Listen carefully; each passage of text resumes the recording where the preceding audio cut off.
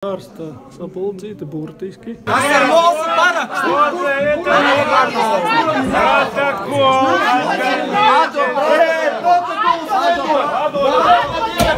Вот вам и драка!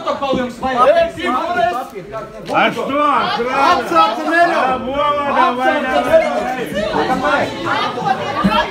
Redzējies, kādi jūs esat? Tie ir mūsu! Tie ir mūsu! Bet tie ir mūsu paraksts! Tas ir mans paraksts! Jā, tas ir mans! Visi ir uzņemti! Kāpēc, ka tu skrēji virsū? No malas rekomendēju. Jā, Dievi, tie ir mūsu paraksts!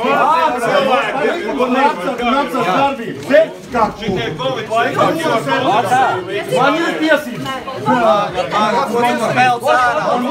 Ko tu te vēl stādies priekšā?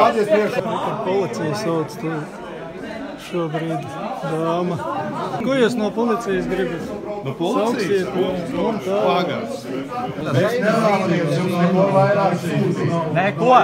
Neko nevēlamies no jums. Jums, pamatojoties uz Eiropas enerģētikas hartu, ir pienākums informēt cilvēkus, kas ir investors. Tad dodiet, parādiet.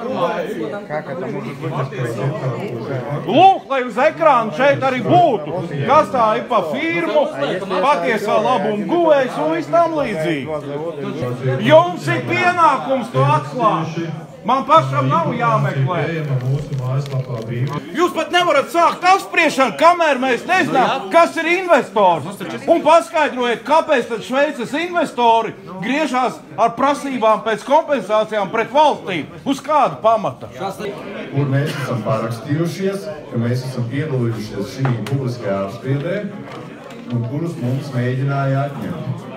Šeit mēs sašūsim, lai nebūtu nekāda dokumentu falsifikācija un kaut kāda spekulācija no Gren puses.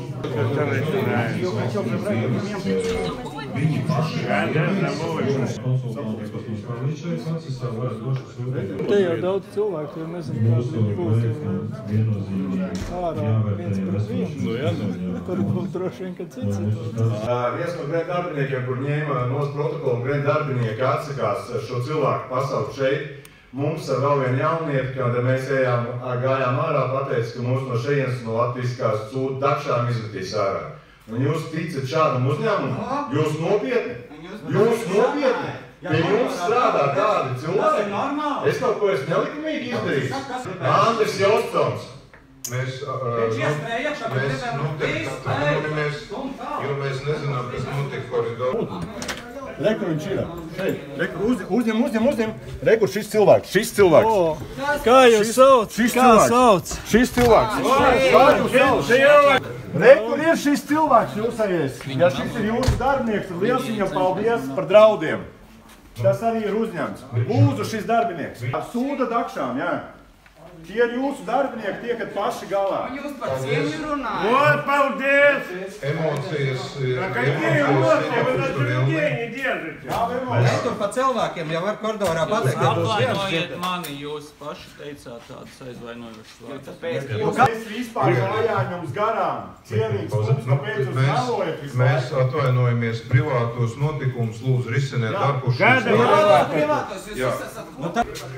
Kaut kas traks. Jā, ja šitā Viņš slēpās.